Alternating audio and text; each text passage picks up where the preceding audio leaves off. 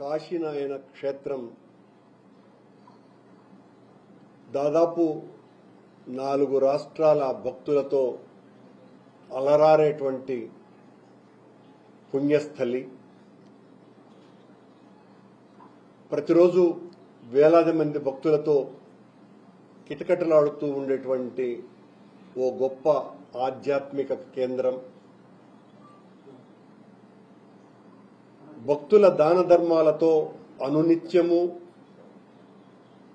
వేలాది మందికి అన్నదాన సంతర్పణ నిరంతరాయంగా నిరాఘాటంగా ఎక్కడా లేని విధంగా 24 గంటల పాటు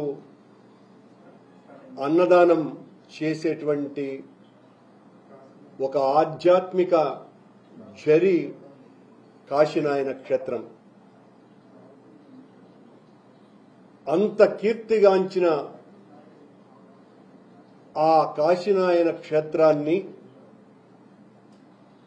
కూటమి ప్రభుత్వం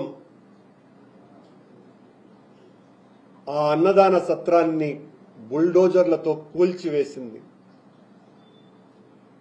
ఆధ్యాత్మిక కేంద్రం యొక్క గుండెల మీద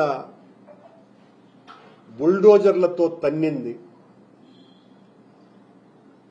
కోట్లాది మంది భక్తుల మనోభావాలను తీవ్రంగా దెబ్బతీసినటువంటి ఈ చర్య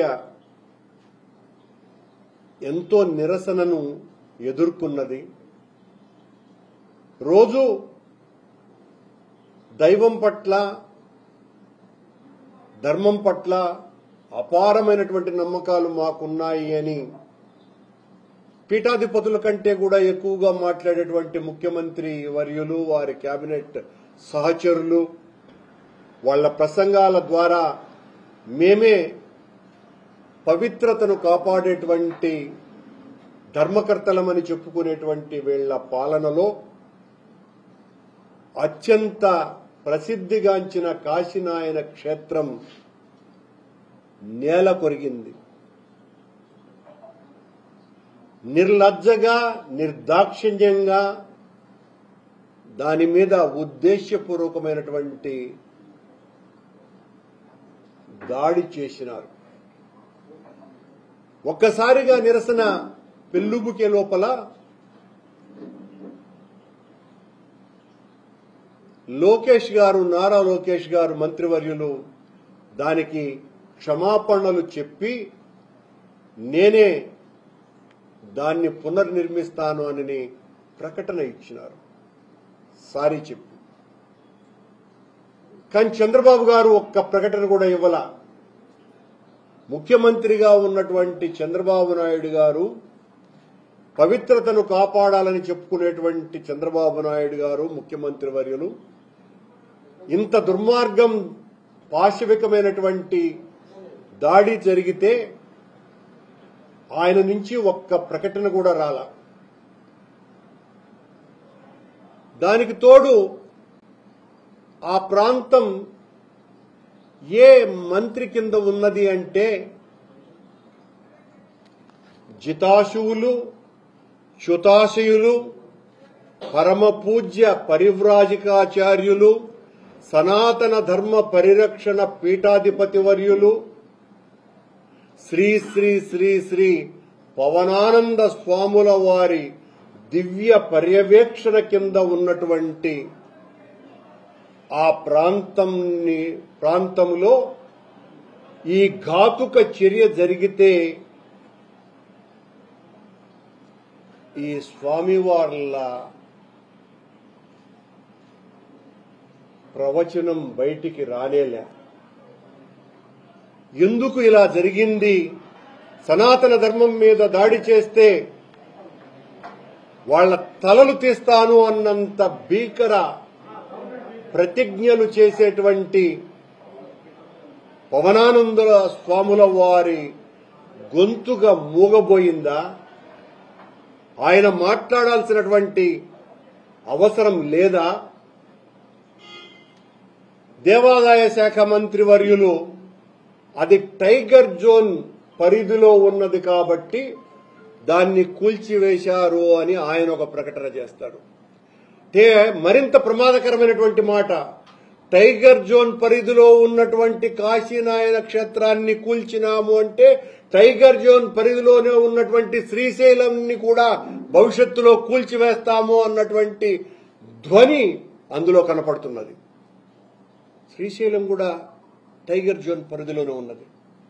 అంటే పులులు సంచరించేటువంటి ప్రాంతాలలో ఉన్న దేవాలయాలన్నింటినీ కూడా నేలమట్టం చెయ్యాలా అన్నటువంటిదే ఈ కూటమి ప్రభుత్వం యొక్క ఆలోచన. మీ ధర్మమా? ఎంత దారుణమైనటువంటి మాట మాట్లాడినారు దేవాదాయ శాఖ మంత్రుడు. ఈ కూటమి ప్రభుత్వంలో ఆలయాలకు దిక్కు లేకుండా పోతోంది.